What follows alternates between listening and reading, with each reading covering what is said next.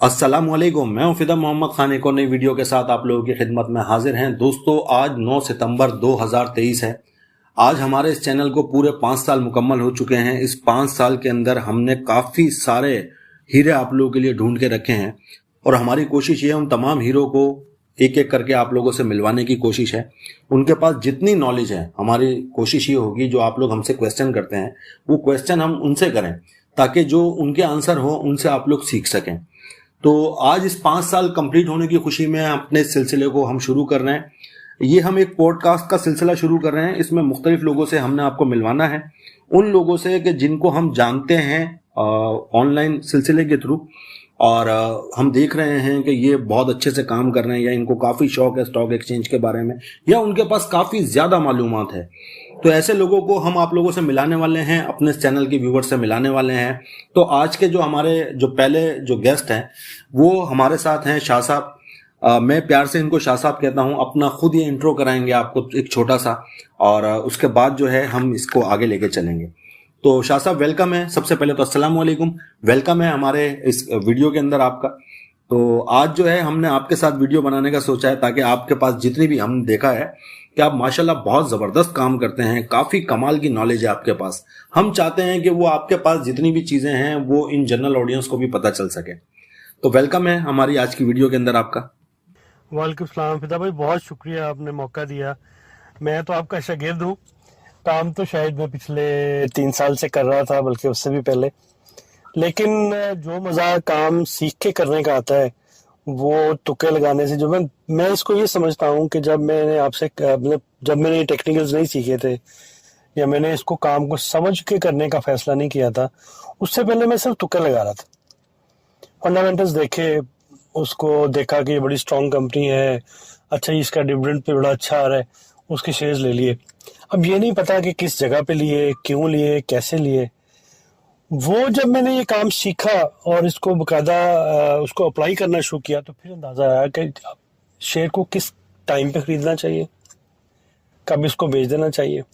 होता इससे पहले ये था कि जब शेयर ले लेते थे उसके डिविडेंड की यील्ड तो आती थी, लेकिन उसके बाद कैपिटल गेन लॉस हो जाता था। सो मोर और लेस जो उसका रियल गेन जो स्टॉक इन्वेस्टमेंट का आना चाहिए वो नहीं आ रहा था। तो पिछले कुछ साल, 1.5 साल पहले आपसे सीखा, फिर प्रोजेक्शन पे थोड़ा काम किया, फिर मार्केट सेंटीमेंट और जो स्टॉक्स की प्लानिंग है वो बड़ी इंपॉर्टेंट है। जब वो करना शुरू किया तो फिर उसके बाद से थोड़ा सा अब जो चीज़ें हैं वो कुछ इम्प्रूव कर रही हैं। तो जो आपने क्वेश्चन किया था सबसे पहले, तो मुझे 3 साढ़े 3 साल हो गए हैं इसके ऊपर फुल टाइम काम करते हुए खुदा भी। तो यानी कि 3 साल से आप PSX के अंदर काम कर रहे हैं, और तकरीबन हमारी आपके साथ दिसंबर 2022 के अंदर आपकी हमारे साथ मुलाकात हुई है, और उसके बाद से आप हमारे साथ कंटिन्यू इसी तरह लगे हुए हैं और लोगों को भी सिखाने की कोशिश कर रहे हैं। अपने बारे में शाह साहब एक छोटा सा इंट्रो तो देना थोड़ा सा। जी फिजा भाई, मैं बेसिकली चार्टर्ड अकाउंटेंट हूँ। मैंने MBA भी किया हुआ लम्ब से, और मैं एक ग्रुप ऑफ कंपनीज में काम कर रहा हूँ, फाइनेंस में जॉब करता हूँ, और अच्छा खासा गुजारा हो रहा था। लेकिन हो रहा है, अल्लाह का शुक्र। अभी भी मैं एक एडवाइज़र हूँ, एक जगह एक कंपनी में डायरेक्टर भी हूँ। लेकिन जो एक पैसिव इनकम का एक आइडिया था कि मुझे था कि जो पैसा है इससे पैसा कैसे बनाया जाए, अपनी इन्वेस्टमेंट्स को कैसे बेहतर किया जाए। तो ये सोच के मैं इसमें आया था। बाकी जो जॉब 9 to 5 की जॉब है वो मैं कर रहा था। अब मैं सोच रहा हूँ कि मैं फुल टाइम स्टॉक्स के अंदर आ जाऊँ, बिकॉज इसमें थोड़े से इनकम्स बेहतर हो रहे हैं। तो जो आपका बुनियादी क्वेश्चन था, मैं बुनियादी तौर पे अकाउंटेंट हूँ और शुरू से फंडामेंटल्स वगैरह को समझता हूँ। शाह साहब, ये बहुत सारे लोग हमसे क्वेश्चन करते हैं कि फिदा भाई आपका फेवरेट स्टॉक कौन सा है। तो आज मैं आपसे पूछता हूं कि आपके फेवरेट स्टॉक कौन कौन से हैं और आप स्टॉक को किस तरह सेलेक्ट करते हैं। बड़ा ही इंटरेस्टिंग क्वेश्चन है फिदा भाई। ये आप यूं समझ लीजिए कि वो जिस तरह हर रोज नया प्यार नहीं हो जाता, समथिंग लाइक दैट। जो स्टॉक मेरी प्लानिंग के साथ मैच कर जाता है वो मेरा फेवरेट हो जाता है। वैसे मैं सिर्फ ब्लू चिप में काम करता हूँ, पेनी स्टॉक में काम मैं नहीं करता। अब मैं ब्लू चिप में उसको कहता हूँ कि जो कुछ ना कुछ डिविडेंड दे रहा है, या जिसकी कैपिटल यील्ड की कोई कंफर्मिटी आ रही होती है कहीं ना कहीं से, कंपनी के फंडामेंटल्स बहुत स्ट्रांग होते हैं, कंपनी बड़े अच्छे तरीके से परफॉर्म कर रही होती है। मैं सिर्फ उसी कंपनी में काम करता हूँ। मैं किसी शेडी कंपनी में जिसके मुझे फाइनेंशियल्स का पता नहीं है, जिसके मुझे काम धंधे का अच्छी तरह अंदाजा नहीं है, उस कंपनी में मैं काम नहीं करता। तो यूँ कह लें कि मैं ऐसे, अब ऐसे मैं एक जिक्र करूं कि ईएमपी में अगर मैं काम करूंगा तो मैं ओजीडीसी और पीपीएल में काम करूंगा। अगर मैं मार्केटिंग, ऑयल एंड मार्केटिंग में काम करूंगा तो मैं पीएसओ में, शेल में और एसएनजीपी में काम करूंगा। एसएनजीसी में मैं काम नहीं करता। फिर जैसे मैं अगर आईटी में बात करूंगा तो सिस्टम्स, टीआरजी और ज़्यादा से ज़्यादा नेटसोल में काम कर लूंगा। एवीएन पे भी मैं काम कर लेता हूँ कभी कभी, लेकिन एवीएन चूंकि पीछे बहुत ज़्यादा बुरी परफॉर्मेंस दी विदाउट एनी रीज़न, तो अभी मेरे फेवरेट्स में से एवीएन निकल गया। इसी तरह मैं आगे चलूँ बैंकिंग में, तो बैंकिंग में मेरा जो मोस्ट फेवरेट स्टॉक है वो यूबीएल है। उसके बाद एमसीबी है, मिजान है। यानी कि जिस सेक्टर के भी टॉप 3 स्टॉक्स हैं, शाह साहब आपका कहने का मकसद ये है कि जो भी सेक्टर है उसके जो टॉप 3 स्टॉक हैं प्राइस के हवाले से, वो आपके फेवरेट हैं। एक बात तो ये भाई, और ये फेवरेट चेंज होते रहते हैं। देखिए किसी टाइम पे, जैसे अभी पिछले 2 हफ्ते से बैंकिंग सेक्टर नहीं चल रहा, तो हम क्या है ज्यादा ईएनपी पे काम कर रहे हैं। फिर जब टेक्नोलॉजी चलना शुरू होता है तो हम टेक्नोलॉजी पे काम शुरू कर देते हैं। ठीक है, तो ये डिपेंड कर रहा होता है कि आप किस सेक्टर में शिफ्ट होते हैं। ये बड़ा इंपॉर्टेंट है। हम किसी एक स्टॉक के साथ अगर लगे रहेंगे, सिर्फ उस पर रिलाई करेंगे, तो क्या होगा कि हम स्टक हो जाएंगे। जब वो स्टॉक नहीं चलेगा तो हम स्टक रहेंगे। तो जब आपने फुल टाइम काम करना है, रोज काम करना है, तो आपके पास सेक्टर शिफ्टिंग की बड़ी एक ना जरूरी एबिलिटी वो होनी चाहिए। वरना क्या है कि ये साइक्लिकल मूव आती है हर स्टॉक में। आप इसमें बुलिश मूव भी लेनी है और बेरिश मूव भी लेनी है। और अगर आप लॉन्ग पे काम कर रहे हैं तो आपको लॉन्ग पे बैठ रहे हैं, और जब वो बेरिश मूव में जाए तो उससे निकलना है। या आप उसकी शॉर्ट्स पे आ जाते हैं या आप उस पर शॉर्ट करना शुरू कर देते हैं। तो ये दोनों स्ट्रेटेजीज हो सकती हैं। उसके बावजूद इन्वेस्टर उसमें से निकल जाता है। जब उस स्टॉक से जूस निकल रहा होता है या ट्रेडिंग कम हो रही होती है, तो उससे हम बाहर आके जो स्टॉक आगे चल रहा होता है उसके अंदर मूव करना शुरू कर देते हैं। ठीक हो गया शाह साहब। आप, अगला सवाल आपसे ये है कि आपका फेवरेट टाइम फ्रेम कौन सा है? मतलब डे पे काम कर रहे हैं, आवरली, 30 मिनट, वीकली, मंथली, कौन से टाइम फ्रेम के ऊपर काम कर रहे हैं? अच्छा, काम हम ज्यादा 15 मिनट, आवर, डे पे कर रहे हैं, लेकिन कुछ स्टॉक हैं जो कि डे पे फिट आते हैं। उनकी जो ट्रेडिंग मेथोडोलॉजी है या वो जो जिस टेक्निकल पे फिट आते हैं वो डे पे आ रहा होता है। बास स्टॉक्स हैं जो कि हर इन्वेस्टर काम कर रहा है, हर 15 मिनट में उसके ऊपर मूव आ रही है, कोई ना कोई नई स्ट्रेटेजी उसके अंदर डिवाइस हो रही है, वो 15 मिनट पे फिट आ रहे होते हैं। बास स्टॉक्स हैं जो कि आवर के ऊपर हिसाब से काम चल। अच्छा, बास ऐसे स्टॉक्स हैं जिनकी मूव का आपको वीकली से पता लगता है। तो इनफैक्ट हम सारे टाइम फ्रेम्स को स्टॉक्स के ऊपर लगा के देखते हैं।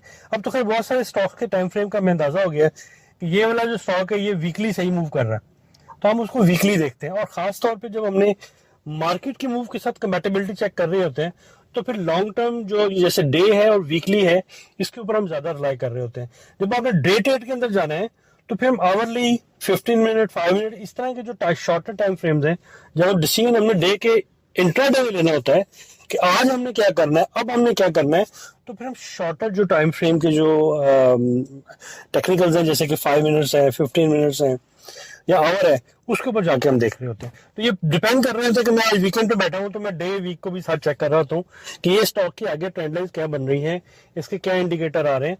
तो ये डिपेंड कर रहे होते हैं। इनफैक्ट हम ये सारे के सारे 5 मिनट से लेके और वीकली तक सभी जो टाइम फ्रेम्स हैं इनको देख रहे होते हैं, लेकिन मोस्ट फेवरेट इंट्राडे में 15 मिनट, आवर है। ठीक हो गया। अच्छा जी, ये बहुत एक इम्पॉर्टेंट क्वेश्चन है कि आपके फेवरेट इंडिकेटर कौन कौन से हैं? आप कौन से इंडिकेटर्स पे काम कर रहे हैं, या आपकी क्या स्ट्रेटेजीज होती हैं जब आप ट्रेड करते हैं, क्या सोच के करते हैं? अच्छा, जब मैं ट्रेड प्लान कर रहा हूँ तो मेरे लिए मोस्ट फेवरेट जो है ना, वो है ब्रिंजर बैंड है, सुपर ट्रेंड है और सार है। ये वो है जो कि ऊपर कैंडल के ऊपर लग रहे होते हैं। अच्छा, जो नीचे है, नीचे मुझे MACD पसंद है और साथ फिशर पसंद है। तो ये 5 इंडिकेटर है जो मैंने हर टाइम पे लगाए होते हैं। वैसे मैं मूविंग एवरेजेस भी देख रहा होता हूँ, 15 मिनट, मतलब 50 की, 200 की, 5 की, उसका भी एक मैंने कॉम्बो बनाया हुआ है कि जब उस शेयर ने अपनी एवरेजेस को जब वो चेंज करता है, जब वो अपनी मूव चेंज कर रहा होता है, तो उसके बाद मैं एवरेजेस को भी देख लेता हूँ। लेकिन ये जो 5 इंडिकेटर है ये हर टाइम पे मेरे पे लगे होते हैं मेरे चार्ट के ऊपर। यहाँ प्राइस एक्शन उसके बाद देखता हूँ। अच्छा जी, ये फंडामेंटल एनालिसिस के बारे में अपनी एक राय का इजहार करें। सर, ये देखें 4-5 जो सेगमेंट्स हैं जिसमें सबसे इंपॉर्टेंट टेक्निकल है, जिसमें इंडिकेटर्स आ जाते हैं कि आपने क्या चीज़ लेनी है, कब लेनी है। लेकिन अगर आपको फंडामेंटल नहीं पता तो समटाइम क्या होता है कि वो शेयर आपको एक किसी खास टाइम पे एक किसी वजह से उसमें मूव आ रही होती है, उसके बाद वो रुक जाता है। तो अगर आपको फंडामेंटल स्टॉक्स का नहीं पता, तो ये ऐसे ही है कि आप एक गाड़ी लेने जाते हैं, आपको ये नहीं पता उसके अंदर ऑयल कौन सा डालना है। गाड़ी तो आप ले लेते हैं, चलती बहुत अच्छी है, ठीक है, लेकिन अगर आपको उसको अंदर की सारी बातों का नहीं पता, आपको फंडामेंटल्स का नहीं अंदाजा, तो समटाइम्स आप उसमें स्टक हो जाते हैं और उसमें से आप या बेटर चॉइस ऑफ, जैसे मैंने अभी थोड़ी देर पहले कहा आपके पहले किसी क्वेश्चन के जवाब में कि मैं किन शेयर्स में काम करता हूँ, जो मैं जिनके फंडामेंटल स्ट्रांग है मैं सिर्फ उनमें काम करता हूँ। तो स्टॉक सिलेक्शन में फंडामेंटल बहुत जरूरी है। फिर अगर कोई मार्केट सेंटीमेंट चेंज होता है, ऐसे मैं कह रहा हूँ कि ऐसे जैसे आगे मार्कअप बढ़ने लगा है, तो इसका सबसे ज्यादा फायदा बैंकों को होगा। तो सारी मार्केट डूब जाएगी, लेकिन बैंक्स जो है वो ऊपर आते रहेंगे, बैंक्स इंप्रूव करते हैं, उनकी प्रॉफिटेबिलिटी और बेहतर हो जाएगी। तो अगर आपको बेसिक फंडामेंटल स्टॉक का इन्फॉर्मेशन जो है ना, वो हर एक का लाजमी होना चाहिए। उसके बाद जो डिसीजन ऑब्वियसली अपने टेक्निकल और मार्केट सेंटीमेंट देख के लेना। एक आम आदमी को क्या देखकर शेयर को खरीदना चाहिए? जैसे कोई भी बंदा है वो इतनी नॉलेज नहीं रखता और वो स्टॉक एक्सचेंज में आना चाहता है, सबसे पहले तो क्या आप उसे आने का मशवरा देंगे? और अगर वो आ जाता है तो वो क्या चीज देखे जो बिल्कुल सिंपल हो और वो मतलब उसे खरीद ले? किसी कोई ग्रुप बताए, उसके कहने से खरीद ले, या वो बेचारा क्या करे? एक आम आदमी जो आता है उसको इतनी तो नहीं होती नॉलेज ना, तो वो क्या करेगा और कैसे शेयर को खरीदेगा? उसके बारे में क्या कहें? सबसे पहले तो आपसे एक कोर्स ले, उसके बाद उसको नहीं आना चाहिए, ये पक्की बात है। जब जिस काम को आप सीखते नहीं है ना, ये ऐसा ही है कि आप आग के साथ खेल रहे हैं, आपको पता नहीं आपने करना क्या है उस आग ने, वो आग आपको जला भी सकती है, उसी आग को आप प्रॉपरली इस्तेमाल करें तो हड्डियां भी पक जाती है और बड़े अच्छे मजेदार आप खाने भी खा लेते हैं। लेकिन आप आग से खेल रहे हैं और आपको पता नहीं आग से आपने करना क्या। तो सबसे पहले से काम सीखना चाहिए किसी प्रॉपर टीचर से, प्रॉपर तरीके का आपने पैसा लगाना है, इतना कीमती पैसा आपको बेशक माँ बाप से मिला है या आपने खुद कमाया हुआ है, उसको आपने लगाना है और वो आप लगा दें बगैर किसी बात को समझे देखे।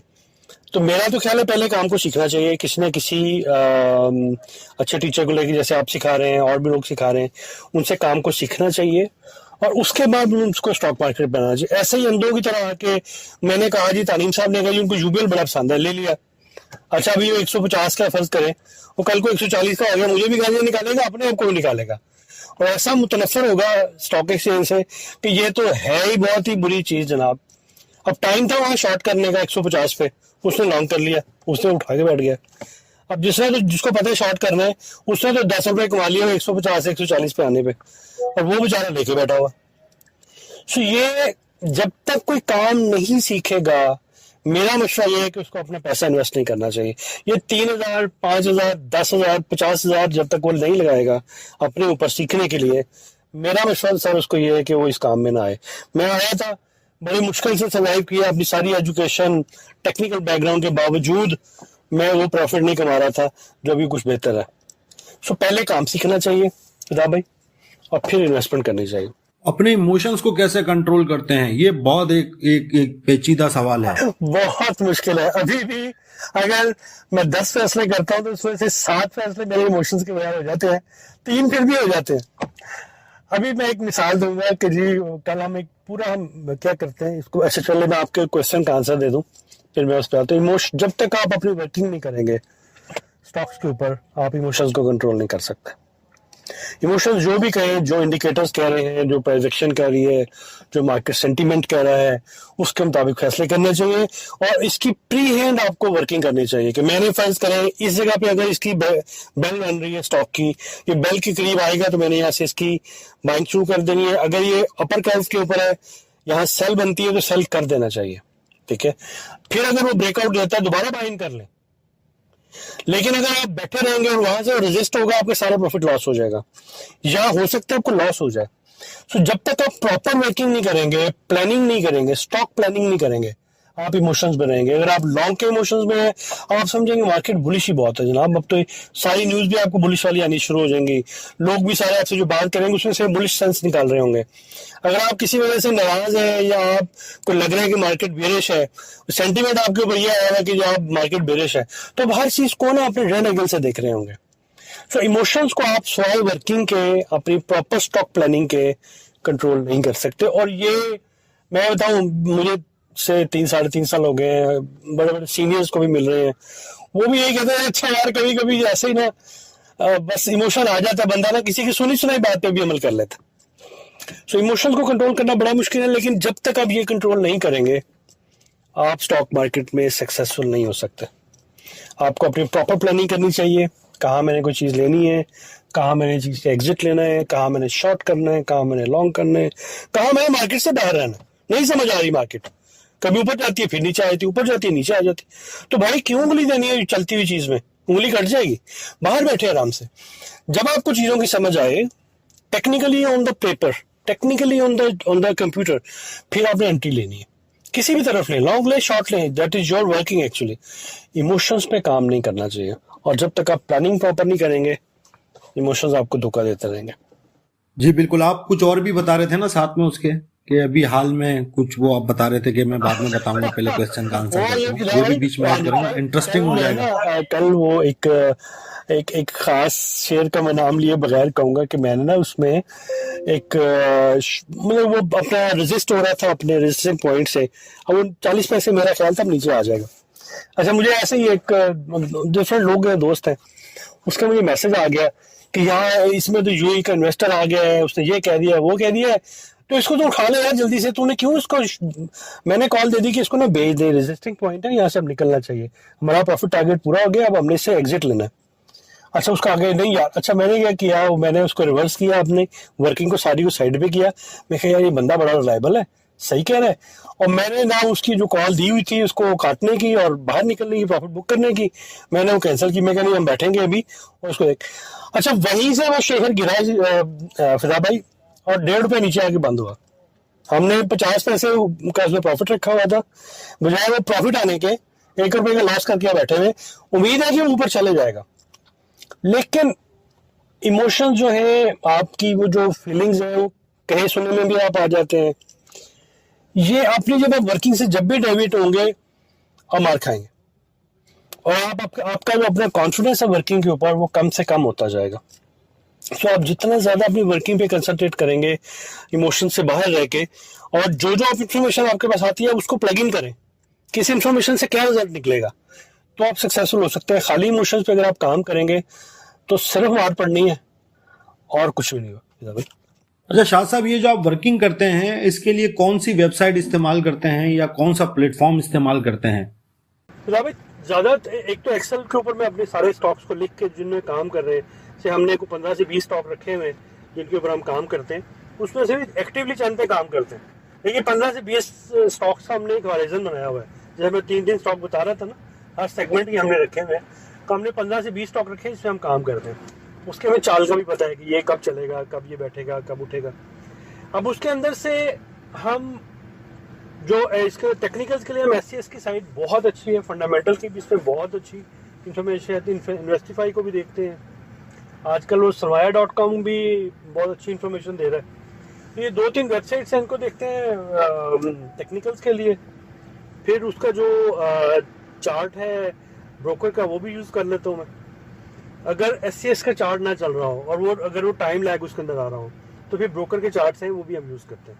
अच्छा, यहाँ पे मैं अपने सुनने वालों को ये गुड न्यूज़ भी दूंगा कि ट्रेडिंग व्यू ने भी पाकिस्तान स्टॉक एक्सचेंज के जो स्टॉक्स हैं उसके चार्ट जो है वो फ्री में देना शुरू कर दिए हैं। बस आपने जाना है, अपने जीमेल से वहाँ पे लॉगिन होना है और ट्रेडिंग व्यू की ऑफिशियल जो उसके चार्ट हैं वहाँ से जाके आप उसे फ्री में लगा सकते हैं, फ्री में इस्तेमाल कर सकते हैं। इंशाल्लाह हमारी कोशिश ये होगी कि इनकरीब उसके ऊपर भी वीडियो बनाई जा सके।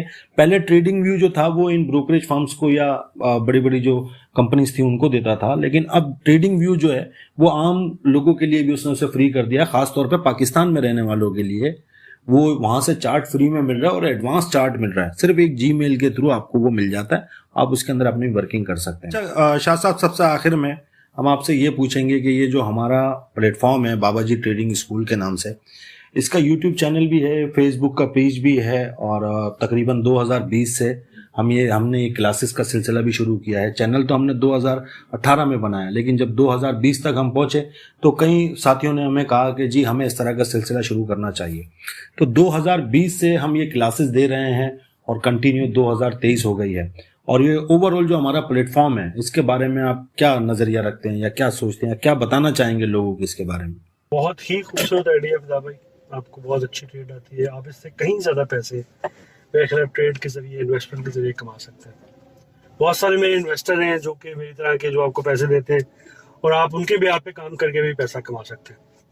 लेकिन ये टीचिंग करना ये इतना ज़रूरी है, जैसे मैं आपको थोड़ी देर पहले बता रहा था कि अगर लोगों ने इन्वेस्टमेंट करनी है ना, तो उनको ये काम सीखना चाहिए और सिखाने के लिए उस्ताद होने चाहिए आपके जैसे, जो कि थोड़े थोड़े से बिल्कुल समझ रहे फ्री में आप लोगों को एक ये इल्म बांट रहे हैं, जो कि बुनियाद है पैसा बनाने के लिए। वैसे आप कोई दुकान खोलने जाते हैं या आप कोई बिजनेस स्टार्ट करने जाते हैं तो कितनी इन्वेस्टमेंट आपको करनी पड़ती है, कितने लॉन्ग टर्म एफर्ट्स करने पड़ते हैं, और अगर बंद करना पड़ जाए तो कितना ज़्यादा नुकसान होता है।